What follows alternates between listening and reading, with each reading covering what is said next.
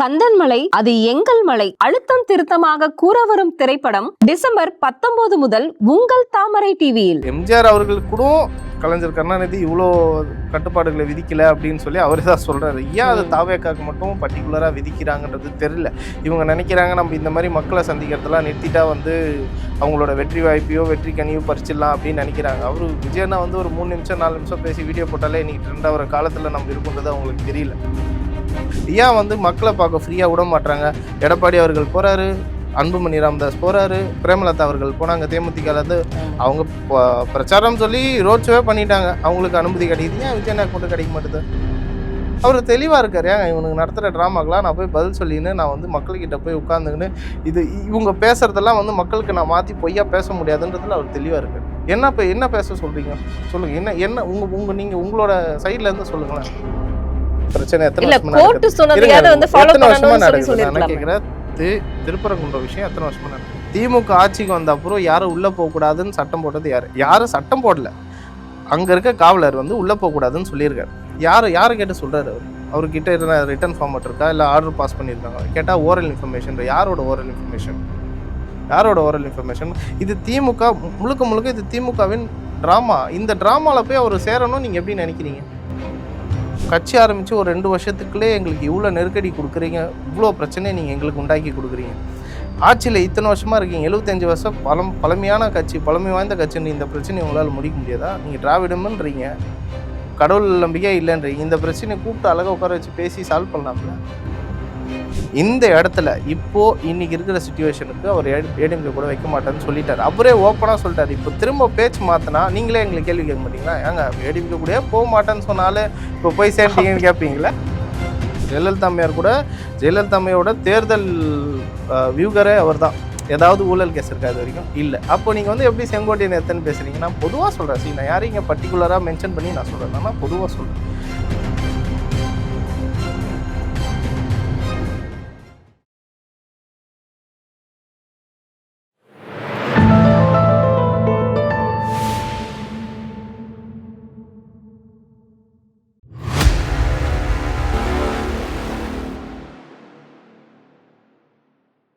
தாமரை TV நேயர்களுக்கு அன்பான வணக்கம். இன்று நமது நேர்காணலில் சிறப்பு விருந்தினர் தமிழ்நாடு இளைஞர் கட்சியின் துணை செயலாளர் நம்மளுடைய கோகுல் அவர்கள் நம்மளுடன் இருக்கிறார். சார் வணக்கம். சார் ரொம்ப நாட்கள் கழிச்சு, ஏன்னா புதுச்சேரிக்கு விஜய் போயிட்டு வந்தாரு, ஆனாலும் ஒரு பரபரப்பான எந்த ஒரு விஷயமுமே இல்லாம டிவிக்கே இன்னைக்கு அமைதியாக இருப்பதற்கு காரணம் என்ன அப்படின்னு நாங்க தெரிஞ்சுக்கணும்.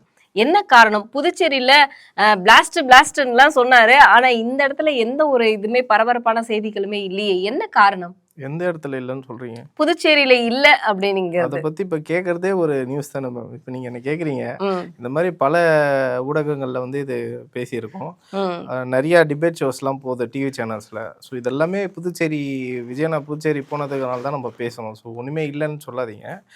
அந்த மாநிலத்துல என்ன பிரச்சனை இருக்குன்றத எடுத்து சொல்லிட்டு வந்தார் அவர். ரேஷன் கடை இல்லைங்கிறதெல்லாம் ஏன்னா அந்த இடத்துல ரேஷன் கடை இருக்கு. ஏன்னா மத்திய அரசாங்கம் நேரடியாக, ஏன்னா தமிழ்நாட்டுக்கு தமிழக அரசு கிட்ட கொடுத்து மக்கள் கிட்ட கொடுக்குறாங்க, ஆனா அங்க இருந்து டைரக்டாவே மத்திய அரசு சப்ளை ஆகல அப்படின்றதுதான் அங்க பிரச்சனை. இப்போ நீங்க சொல்ற மத்திய அரசு கொடுக்குது சொல்றீங்க இல்லையா? இப்போ மத்திய அரசு கூட்டணியில தான் அங்க ஆட்சி அமைச்சிருக்காங்க, கரெக்டுங்களா? என்ஆர் காங்கிரஸ் அப்படிதான் பண்ணியிருக்கு. அப்படி இருக்கிற ஒரு அதாவது ஒரு யூனியன் பிரதேசத்துல ரேஷன் பொருட்கள் சரியான விநியோகம் ஆகலை அப்படின்றது தான் குற்றச்சாட்டு. இது அங்க இருக்க மக்கள்லேயே நிறைய பேர் குற்றச்சாட்டு பண்ணியிருக்காங்க. அதுக்கான ப்ரூஃப் கூட என்கிட்ட இப்போ வாய்ஸ் நோட் இருக்கு. அங்க இருக்க ஒரு நபர் மூலியமா நாங்கள் அது கேட்டு தெரிஞ்சுக்கின விஷயம் தான் இதெல்லாமே. ஸோ இது இல்லை அப்படின்றது தான் அவர் சொல்ல வந்தார் அந்த இடத்துல. ப்ளஸ் அந்த இடத்துல ஒரு டூரிஸ்ட் பிளேஸ் பார்க்கிங் இல்லை. அந்த புதுச்சேரி பிளேஸில் என்னென்ன பிரச்சனைகள் இருக்குன்றதை தான் அவர் அன்றைக்கி எடுத்து மேடையில் சொன்னார். பார்க்கிங் வசதி கிடையாது. உண்மையிலே அது ஒரு பெரிய டூரிஸ்ட் பிளேஸ். வீக்கெண்டில் போனீங்கன்னா பயங்கர ரஷ் இருக்கும். இன்னும் இந்த லாங் வீக்கெண்ட்லாம் வந்துச்சுன்னா இன்னும் பயங்கர ரஷ் இருக்கிற ஏரியா தான் பாண்டிச்சேரி. பார்க்கிங் வசதி கிடையாது. இப்போது இன்கேஸ் நான் சென்னையிலேருந்து கடலூர் அது வழியாக போகணுன்னா பயங்கர ரஷ்ஷாக இருக்குது. வெறும் டூரிஸ்ட் தான், வெறும் இங்கேருந்து வெளியேருந்து போகிற மக்கள் தான் அங்கே வண்டி அங்கங்கே ரோட்டில் விட்டு போகிறது. ஸோ அதெல்லாமே தான் அவர் சொல்லியிருக்காரு. அதனால நீங்கள் இங்கே ஒரு பெரிய இம்பேக்ட் இல்லை அப்படின்னு சொல்கிறீங்க. அவர் பேசிட்டு ஒரு வாரம் ஃபுல்லாகவே இதை பற்றி தான் ஊடகங்கள் பேசிகிட்டு இருந்தாங்க. டிபேட் ஷோலெல்லாம் இதை பற்றி தான் பேசிகிட்டு இருக்கோம். ஸோ அப்போ அது எப்படி இம்பேக்ட் இல்லைன்னு சொல்கிறீங்க நீங்கள்? இல்ல சார். ஆனா இன்னைக்கு மக்கள் ஏன்னா இதுக்கு முன்னாடி பேசினது அதாவது 72 நாட்களுக்கு அப்புறம் அவர் வந்து பேசியிருக்காரு அப்படிங்கிறது வந்து ஏதாவது ஒரு பரபரப்பான செய்திகள் ஈரோட்ல இப்போ இருந்திருக்கும். பேச போவார்ல மேம், அப்ப தெரியும் உங்களுக்கு அது ம். எவ்வளவு பெரிய இம்பாக்ட் இருக்கு. தமிழ்நாட்டுல ஈரோட்ல இப்போ நடக்க போகுது, டிசம்பர் 18 சொல்லிட்டு இருக்காங்க. ஆமா. சில நிபந்தனைகளை விதிக்கிறாங்க. அது ஏன் வந்து தாவேக்காக்கு மட்டும் விதிக்கிறாங்கன்றது தான் தெரியல. இது வந்து ரொம்ப பழமை வாய்ந்த ஒரு அரசியல்வாதியா சொன்னார் இத. என்ன சொல்லியிருக்காருன்னா, செங்கோட்டையன் சார் செங்கோட்டையன் அவர்களே சொல்லியிருந்தாரு. சொல்லியிருக்காரு. ரொம்ப சீனியர். இன்னைக்கு இருக்கிற ம். எல்லா மினிஸ்டர்ஸும் சரி, எல்லாமே சரி, மோஸ்ட் சீனியர் பர்சன் 1977ல இருந்து இருக்காருன்னு நினைக்கிறேன் எனக்கு தெரிஞ்ச. ஆமா. என்னோட எம்ஜிஆர் காலத்துல எம்ஜிஆர் இருந்து காலத்துல இருக்காரு. இருந்து இருக்காரு.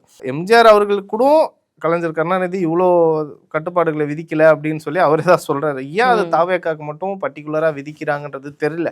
இவங்க நினைக்கிறாங்க நம்ம இந்த மாதிரி மக்களை சந்திக்கிறதெல்லாம் நிறுத்திட்டா வந்து அவங்களோட வெற்றி வாய்ப்பையோ வெற்றி கனியோ பறிச்சிடலாம் அப்படின்னு நினைக்கிறாங்க. அவரு விஜயனா வந்து ஒரு 3 நிமிஷம் 4 நிமிஷம் பேசி வீடியோ போட்டாலே இன்னைக்கு ட்ரெண்ட் ஆகிற காலத்துல நம்ம இருக்குன்றது அவங்களுக்கு தெரியல.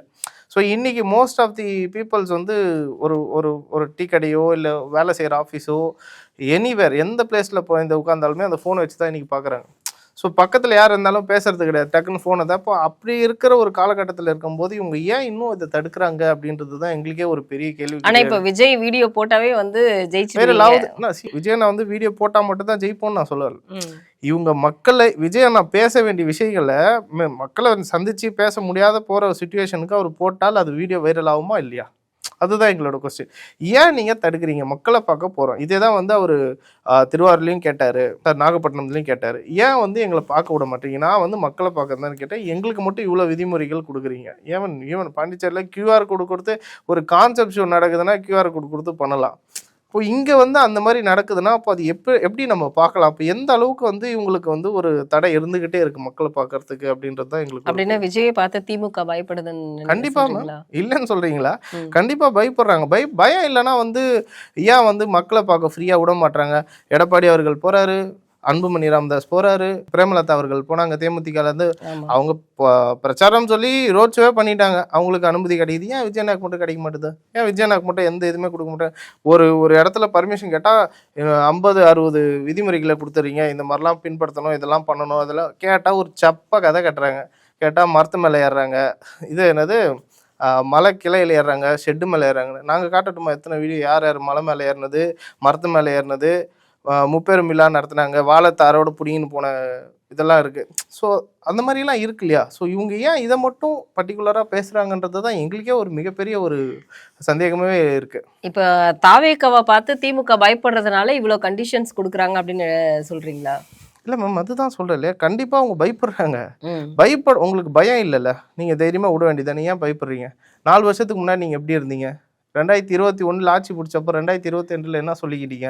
எங்களை எதிர்க்க ஆளே இல்லை, நாங்கள் தான் இருக்கோம், மக்களுக்கான ஆட்சியை நாங்கள் செய்வோம்னு சொன்னீங்களா இல்லையா? இன்றைக்கி ஏன் பயப்படுறீங்க? 4 வருஷமாக நீங்கள் வந்து நிதியாண்டு மத்திய அரசு நடத்துகிற நிதி கூட்டத்தொடருக்கு நீங்கள் போய் சேரலையா? இப்போ போய் உட்காடுறீங்க. இடி உங்கள் வீட்டுக்கு வந்தவொடனே நேராக அங்கே போய் உட்காந்துக்கிறீங்க. ஏன் இதெல்லாம் பண்ணுறீங்க? எதுக்கு பயப்படுறீங்கன்னா இப்போ வந்து இன்னும் 2 மாதத்தில் வந்து ஆட்சி எலெக்ஷன் வரப்போகுது. இவங்களோட ஆட்சி டைமிங் முடிய போகுது. ஸோ நாங்கள் என்ன கேட்குறோம், நீங்கள் எல்லாருக்கும் பர்மிஷன் கொடுக்குறீங்க ஃபஸ்ட்டு. ஸோ பயம் இல்லை நீங்கள் சொல்கிறீங்க.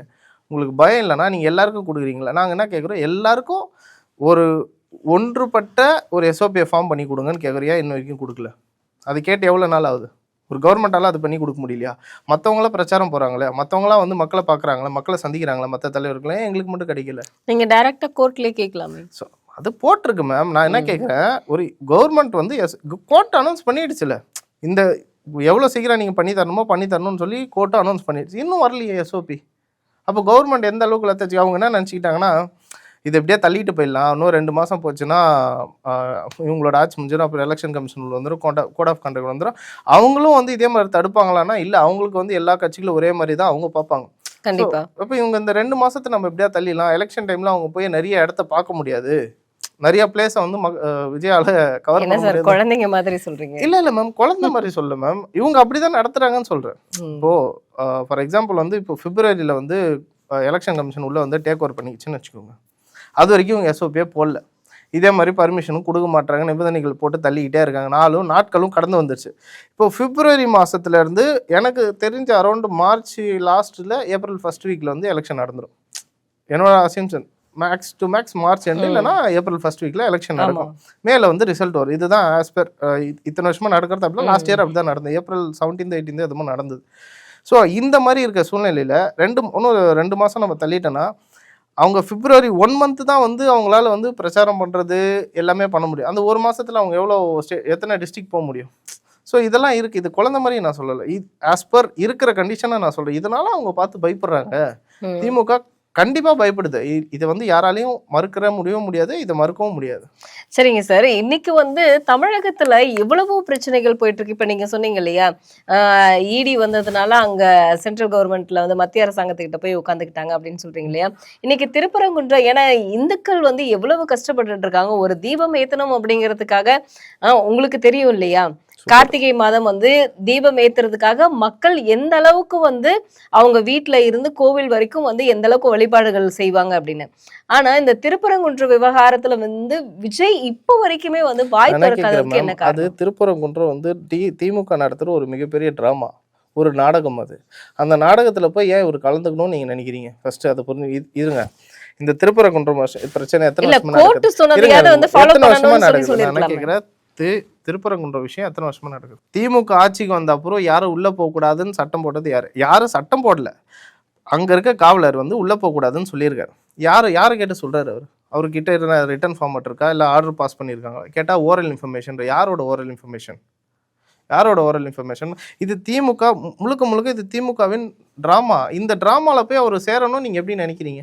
இல்ல சார், இப்போ இருங்க நான் ஒண்ணு கேக்குறேன். இப்போ இந்துக்கள் இன்னைக்கு எல்லாமே அதுக்காக தானே சார் இன்னைக்கு போராடிட்டு இருக்காங்க. இந்து முஸ்லீம் கிறிஸ்டியன்ஸ் பிரிச்சு பேசல மேம்.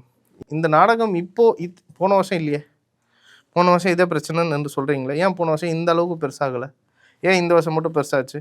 இதுக்கு முன்னாடி அங்க பிரச்சனை இருக்குல்ல, அந்த தூண்ல ஏத்தக்கூடாதுன்னு இருக்குல்ல, இந்த வருஷம் மட்டும் ஏன் அதை பெருசாக்குறாங்க? இப்போ எங்களோட கொஸ்டின் என்னன்னா, இப்போ விஜய் அவர்கள் கேரளாவில் போய் நின்னா கூட ஓட்டு வாங்குவாருன்னு சொல்கிற ஒரு சுச்சுவேஷனில் இருக்கும்போது, அப்போ அங்கே இருக்கவங்க எந்த கம்யூனிட்டியை பேஸ் பண்ணவங்க, எந்த ஜாதியை சேர்ந்தவங்க வந்து ஓட்டு போடுவாங்க? அவர் வந்து ஒரு கரிஸ்மேட்டிக் லீடராக இன்னைக்கு நிற்கும் பொழுது நீங்கள் ஏன் அவர் வந்து பேசணும்னு, அவர் மக்கள் பிரச்சனைக்கு குரல் கொடுக்கறது வேற. இது இந்துக்களுக்காக சப்போர்ட் பண்ணிருக்கலாமேன்னு சொல்றேன். இதுதான் மேம் நான் சொல்றேன். நீங்க வந்து இந்துக்களுக்காக சப்போர்ட் பண்ணணும், இந்துக்களுக்காக இந்த டிராமாவே தப்புன்னு சொல்றேன் நான். இந்த டிராமா இது திமுக நடத்துகிற ஒரு மிகப்பெரிய ட்ராமா. அந்த ட்ராமாவில் அவர் கலந்துக்க வேணான்றது அவரோட முடிவு. அவர் தெளிவாக இருக்கார். ஏங்க இவனுக்கு நடத்துகிற ட்ராமாக்கெலாம் நான் போய் பதில் சொல்லின்னு நான் வந்து மக்கள்கிட்ட போய் உட்காந்துக்கின்னு இவங்க பேசுறதெல்லாம் வந்து மக்களுக்கு நான் மாற்றி பொய்யா பேச முடியாதுன்றதுல அவர் தெளிவாக இருக்கார். என்ன பேச சொல்கிறீங்க சொல்லுங்க. என்ன நீங்க உங்களோட சைட்ல இருந்து சொல்லுங்களேன். இல்ல சார், இன்னைக்கு நீதிமன்றம் வந்து அந்த இடத்துல தீபம் ஏற்றலாம் அப்படின்னு சொல்லிட்டு இன்னைக்கு ஒருத்தர் வந்து கேஸ் போட்டதுக்கு அவருக்கான தீர்ப்பு கொடுத்துட்டாங்க. ஏற்கனவே கொடுத்திருந்தாங்க.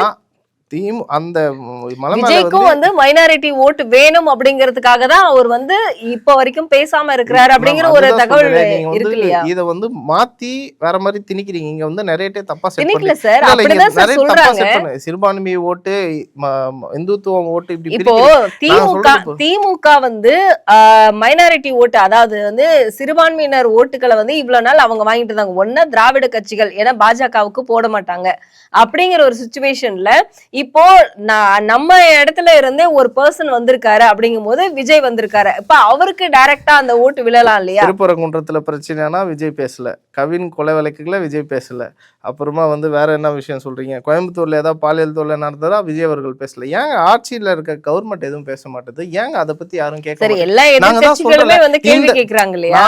நாங்க என்ன கேக்குறோம், ஆட்சியில இருக்க ஒரு அரசு ஏன் எதுக்குமே பதில் அளிக்கல? எங்களோட கொஸ்டின் அதுக்கு ஃபர்ஸ்ட் பதில் சொல்லுங்க. ஆட்சியில இருக்காங்களா திமுக சார், அவங்க பதில் அளிக்கல அப்படின்னா 2026ல கண்டிப்பா மக்கள் அதுக்கான பதில் வந்து அது மக்கள் தீர்ப்பு மேம். அத பத்தி நான் பேசல. அது 2026 எலெக்ஷன். இவங்க பதில் சொல்லலன்னா பரவாயில்ல, நம்ம அதுக்கான வந்து தீர்ப்பு கொடுக்கலாம் அப்படி. திருப்பரங்குன்ற விஷயம் வந்து இது வந்து ரொம்ப உன்னிப்பா ஒரு திமுக வந்து ஒரு டிராமா ஒன்று கிரியேட் பண்ணி இது ஒரு இஷ்யூ ஆக்கி இருக்காங்க. சரிங்களா? நிறைய முஸ்லீம் இதுல இருந்து வந்து மீடியால பேசியிருக்கும் போதெல்லாம் என்ன சொல்றாங்கன்னா, ஒரு அர்ஜுன் சம்பத் அவர்கள் வந்து பேசுவாரு. போன வருஷம் இதே மாதிரி நடந்தது. ஆனா இந்த அளவுக்கு கலவரமா ஆகல. இது புதுசா இருக்குன்றது தான் அவங்களுமே சொல்றாங்க. ஏன்னா இது வருஷம் வருஷம் இருக்கிற பிரச்சனை. இது வந்து இன்னைக்கு, அதாவது இந்த வருஷம் தான் இது புதுசா ஸ்டார்ட் ஆகல. என்னைக்கு திமுக ஆட்சி வந்ததோ உள்ள ஆட்கள் போகக்கூடாது, இங்க வந்து எந்த ஒரு இதுவுமே பண்ணக்கூடாதுன்னு சொல்லி இவங்க தான் போட்டிருக்காங்க. இவங்க வந்த அப்புறமா தான் அந்த அங்க இருக்க காவல்துறையர்களோ இல்ல அதிகாரிகளோ யாரோ ஒருத்தர் பேசியிருக்காங்க. ஏன் இதை முதலே நீங்க அங்க கண்டிச்சிருந்தா இந்த பிரச்சனை கிடையாதுல்ல. ஃபர்ஸ்டே நீங்க இப்போ யாரோ ஒருத்தர் உள்ள போக கூடாதுன்னு சொல்லியிருக்காங்களா? கேட்டா ஓரல் ஸ்டேட்மெண்ட்னு சொல்றீங்களே, அந்த சொன்னவங்களை நீ முதலே கூப்பிட்டு என்னன்னு விசாரிச்சு இந்த பிரச்சனையை முடிச்சிருந்தா இன்னைக்கு அதுக்காக தான் சார் கேஸ் போட்டிருக்காங்க. உள்ள போனா தீபம் ஏத்த விட மாட்டேங்கிறாங்க அப்படின்னு சொல்லி தான் கேஸ் போட்டிருக்காங்க. இது வந்தது காரணம் என்னன்னா இவங்கன்னு நான் சொல்றேன். இதை வந்து நீங்க பேசலன்னா அவர் அமைதியா இருக்கிறது தான் அவரு பெஸ்ட். இது நீங்க பேசலன்னு திரும்ப சொல்றீங்க. அவர் அமைதியா இருக்கிறது தான் நல்ல விஷயமே நாங்க நினைக்கிறோம். சார், இன்னைக்கு இந்த வழக்கு வந்து பார்லிமெண்ட் வரைக்குமே வந்து எடுத்து வச்சிருக்காங்க. பார்லிமெண்ட் வரைக்கும் நிறைய விஷயங்கள் போயிருக்கு மேம். சிபிஐ எதுக்கு எடுத்தாலும் சிபிஐ விசாரணை நான் சொல்றேன். இந்த மாதிரி திமுக ஆட்சிக்கு வந்த அப்புறம் இந்த 4.5 வருஷத்துல எத்தனை சிபிஐ விசாரணை, எத்தனை ஒரே ஒரு விஷயம் சார், பார்லிமெண்ட் இப்போ திருப்பரங்குன்ற விவகாரத்தை பத்தி பேசலனாலும் அதுக்கு தீர்ப்பு கொடுத்த ஒரு நீதிபதியை வந்து இம்பீச்மெண்ட் பண்ணணும் அப்படின்னு சொல்லிட்டு இதுல இருக்கக்கூடிய எல்லா எம்பிக்களுமே சேர்ந்து அவங்க வந்து ஒரு சின்ன இது சொல்லிடுறேன், சாரி இன்டரப்ட் பண்ணதுக்கு. திருப்பரங்குன்ற விஷயங்கள் மாதிரி நிறைய விஷயங்கள் நாடாளுமன்றத்துக்கு போயிருக்கு. இதுவும் திமுக ஆட்சியில் இந்த 4.5 வருஷத்துல நிறைய போயிருக்கு. இவங்க எதுக்கு எடுத்தா இப்போ ஏன் இவங்க எல்லாத்துக்கும் ஒரு முட்டு கொடுக்குறாங்க போயிட்டு இதுக்கான? இப்போ கரூர் சம்பவத்தை எடுத்துக்கோங்க. கரூர் சம்பவத்துக்கு சிபிஐ விசாரணை வேண்டாம் அப்படின்னு சொல்லி இப்போ இவங்க போராடுறாங்க. இவங்க எதுக்கு நிற்கிறீங்க? உங்களுக்கு தான் பயம் இல்லைல்ல, உங்களுக்கு தான் எந்த பிரச்சனையும் இல்லை, நீங்கள் தான் எந்த தப்பும் பண்ணல, உங்கள் மடியில் கனம் இல்லை, நீங்கள் எதுக்கு பயப்படணும்? அப்போ இவங்க இந்த மாதிரி ஒவ்வொரு விஷயத்துக்கும் சிபிஐ போய் மாற்று. அப்போ இந்த 4.5 வருஷத்துல இவங்க என்னென்னலாம் பண்ணியிருக்கன்ற பயம் இருக்குல்ல. எங்கே இடி வந்துருமோ, இப்போ எங்கே இவங்க அடுத்த ஒரு அமைச்சர்களாக மாட்டிகிட்டு இருக்காங்க. ஸோ ஒரு பிரச்சனை இந்த பிரச்சனைகள் எல்லாமே டைவெர்ட் பண்ணுறதுக்காக டிஎம்கே ஒரு ட்ராமா பண்ணுறது தான் இந்த விஷயம். இதில் மாற்றவங்க சில பேர் இருப்பாங்க. ஸோ அந்த மாதிரி நிறைய பேர் இங்கே மாட்டிக்கிறாங்க. அந்த மாதிரி தான் இந்த ட்ராமா வந்து இன்றைக்கி நேற்று பண்ணலை, அவங்க காலங்காலமாக இவங்க பண்ணிகிட்ருக்காங்க. என்றைக்கெல்லாம் இவங்களுக்கு பிரச்சனைன்னு வருதோ அன்றைக்கெலாம் வந்து இவங்க ஒரு ட்ராமா ஒன்று க்ரியேட் பண்ணி விட்டு போயிடுவாங்க. இதுதான் அவங்களோட மெயின் இதுவே வந்து இதுதான். இல்ல நீதிபதிக்கு சப்போர்ட்டிவாவது விஜய் பேசியிருக்கலாம் இல்லையா சார்? நீங்க வந்து ஏன்னா தீர்ப்பு சொன்ன நீதிபதியை வந்து இம்பீச்மெண்ட் பண்ணணும், அவரை வந்து பதவி நீக்கம் செய்யணும்னு சொல்லிட்டு இங்க இருக்கக்கூடிய 39 எம்பிக்களுமே அங்க போயிட்டு நிக்கிறாங்க இல்லையா? அப்போ வந்து தீர்ப்பு சொன்னதுக்கு வந்து ஏன்னா மக்கள் கடைசியா நம்புறதே வந்து நீதிமன்றத்தை தான். இருங்க மேம், இந்த பிரச்சனை உண்டாக்குனது டிஎம்கே ட்ராமா பண்றது. இந்த பிரச்சனைக்காக போய் அங்க இம்பேச் பண்றதுமே வந்து திமுகவோட எம்பிஸ் தான். நீங்களே பாருங்க. நான் வந்து இது உடனே என்னடா இவங்க வெறும் திமுகவை மட்டும் பிளேம் பண்ண, நாங்கள் திமுகவை பிளேம் பண்ணல, அதுதான் உண்மை. இங்கே நடக்கிறத நாங்கள் சொல்கிறோம். இங்கே மக்களுக்கு நிறைய பிரச்சனைகள் இருக்குது. தமிழ்நாட்டில் 1000 பிரச்சனை இருக்குது. இன்னும் ஒரு 2 மாதத்தில் இங்கே எலெக்ஷன் வரப்போகுது. எலெக்ஷனில் இவங்க இன்னும் என்னென்னலாம் பண்ண போகிறாங்கன்றதை நம்ம பார்க்க தான் போகிறோம். இன்னும் அடுத்த ஒரு 90 நாட்களில் என்னென்ன நடக்க போகுது, என்னென்ன விஷயங்களை நம்ம பார்க்க போகிறோன்றதை நம்ம கண்டிப்பாக பார்க்க போகிறோம். இதே மாதிரி நம்ம உட்காந்து பேச தான் போகிறோம். இன்னைக்கு இந்த திருப்பரங்குன்ற விஷயம் இவ்வளோ பெரிய இஷ்யூ ஆனது காரணம் டிஎம்கே, சரிங்களா? அதில் வந்து விஜயன் அவர்கள் வந்து பேசணும். இன்றைக்கி வந்து இந்த மாதிரி தீர்ப்பு கொடுத்த ஒரு ஜட்ஜை வந்து நீதிபதியை வந்து பிஞ்ச் பண்ணுறாங்க அப்படின்னா அதுக்கு யார் பண்ணுறா? அதுவுமே திமுக தான் பண்ணுது. நீங்கள் ஆட்சியில் இருக்கீங்க, உங்களாலே இந்த பிரச்சனையை சால்வ் பண்ண முடியல. கட்சி ஆரம்பித்து ஒரு 2 வருஷத்துக்குள்ளே எங்களுக்கு இவ்வளோ நெருக்கடி கொடுக்குறீங்க, இவ்வளோ பிரச்சனையை நீங்கள் எங்களுக்கு உண்டாக்கி கொடுக்குறீங்க. ஆட்சியில் இத்தனை வருஷமாக இருக்கீங்க, 75 வருஷம் பழமையான கட்சி, பழமை வாய்ந்த கட்சின்னு இந்த பிரச்சனையை உங்களால் முடிக்க முடியாதா? நீங்கள் திராவிடம்ன்றீங்க, கடவுள் நம்பிக்கை இல்லைன்றீங்க. இந்த பிரச்சனையை கூப்பிட்டு அழகாக உட்கார வச்சு பேசி சால்வ் பண்ணலாம்ல.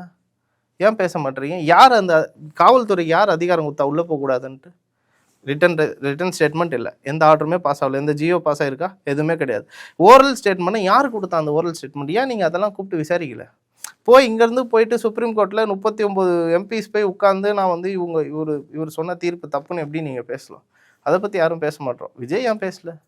விஜய் ஏன் வாய் கொடுக்கல? விஜய் ஏன் வந்து வெளியே வந்து குரல் கொடுக்கல? மக்களுக்கு சப்போர்ட்டிவா பேசி விஜய் அவர்கள் வந்து என்னைக்கு கொடுப்பாரோ அப்போ கொடுப்பாரு மேம். எந்த விஷயங்களுக்கு கொடுக்குமோ அந்த விஷயத்துக்கு கொடுப்பாரு. இப்ப கரூர் விவகாரம் வந்து இன்னைக்கு விசாரணை வளையத்துக்குள் வந்து விஜய் அவர்களுமே இருக்காங்க அப்படின்னு ஒரு தகவல் வெளியே இருக்கு சார். இப்ப கரூர் விவகாரம் எந்த நிலையில இருக்கு அப்படின்னு நம்ம தெரிஞ்சுக்கலாமா? இல்லை, அது இறுதிக்கட்டத்தில் இருக்குன்னு சொல்லிட்டு இருக்காங்க. விஜய் அவர்களையும் விசாரிக்க தானே மேம் செய்வாங்க. ஏன்னா இப்போ அவரும் போய் பேசியிருக்காரு, அந்த இடத்துல என்ன நடந்தது கண்டிப்பாக கண்டிப்பாக கேட்பாங்க. ஏன்னா அன்றைக்கி அங்கே நடந்த சம்பவம் பார்த்தீங்கன்னா இவரே தண்ணி கேன் கொடுத்துருக்காரு. ஸோ என்ன நடந்துன்றது கண்டிப்பாக அவரையும் விசாரிப்பார். ஸோ இறுதி கட்டத்தை நெருங்கிடுச்சுன்னு தான் நாங்கள் எல்லாருமே. அதில் செந்தில் பாலாஜி பேசின ஆடியோலாம் ரிலீஸ் ஆச்சு அப்படிங்கிற மாதிரி என்ன இல்லை மேம், நிறைய விஷயங்கள் அதான் நிறைய விஷயங்கள் வந்து சொல்கிறாங்க. இன்னும் சில டைமில் இன்னும் சொல்ல போனால் திமுக தான் இதுக்கு முழுக்க முழுக்க சப்போர்ட் பண்ணுறாங்க அப்படின்ற மாதிரிலாம் சொல்லியிருக்காங்க. ஸோ அது தீர்ப்பு வரும்போது மட்டும்தான் நம்மளால் பேச முடியும். முன்னாடியே என்னோட கருத்து கணிப்பில் நான் சொல்ல முடியாதுல்ல. என்னோட பொது கருத்தாகிடும் அது. இப்போ நான் சொன்னேன்னா அது என்னோட பர்சனல் கருத்தாகிடும். அதை வந்து நம்ம பப்ளிக்கில் சொல்ல முடியாது. பட் இப்போ வரைக்கும் இறுதி கட்டத்துக்கு வந்துருச்சு. இன்னும் விசாரணைகள் போயிட்டு தான் இருக்குது. நேர்மையான முறையில் போயிட்டு இருக்குன்னு தான் கேள்விப்பட்டோம். முக்கிய குற்றவாளிகள் இதில் தான் இருக்காங்கன்ற வரைக்கும் வெளியே நியூஸ் வந்திருக்கா. நான் ஃபுல் ஃப்ளெஜாக எதுவும் வெளியே வரல. சரி, இன்னைக்கு